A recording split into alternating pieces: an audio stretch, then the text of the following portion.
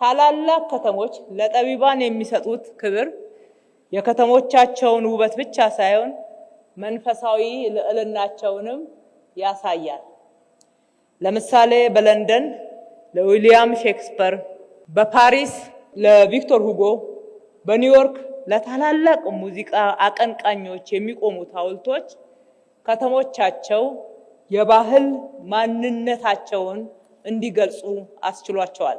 ዛሬ አዲስ አበባ ከተማም ያደረገችው ይሄንኑ ነው። በኮሪደር ልማትና በታላላቅ ፕሮጀክቶች ውስጥ ከተማ አስተዳደሩ ጥበብን ማዕከል አድርጓል።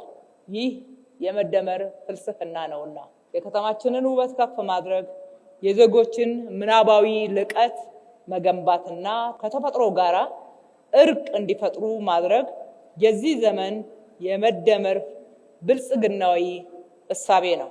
የዚህን ታላቅ ስራ ተግባርና ኃላፊነት የወሰደው የአዲስ አበባ ከተማ አስተዳደር ለጥበብና ለጠቢባን የሰጠው ክብር ከዚህ ቀደም ያልተደረገ በመሆኑ ታሪክ ሲዘክረው እንደሚኖር እናምናለን።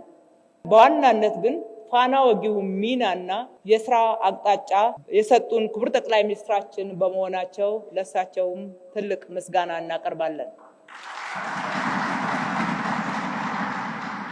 በመጨረሻም የሀገራችን ጠቢባን ከነጠላ ትርክት ይልቅ አሰባሳቢ ትርክት ላይ ብታተኩሩ፣ ከሚያጋጩና ከሚያለያዩ ትርክቶች ይልቅ የሚያቀራርቡ ስራዎችን እንዳንጋፋዎቹ ብትሰሩ፣ እንዲሁም ብዝሃነት ውበትን ከማያከብሩ እይታዎች ይልቅ የተለያዩ የሀገራችን ማንነት እውነታን በማክበር ህዝቦችንና አጠቃላይ ዜጎችን እኩል በማየትና በመውደድ የሀገርን መውደድና የትውልድን ክብር በመጎናጸፍ አይረሴ አሻራ ታቆዩ ዘንድ ልናስታውሳችሁ እንወዳለን።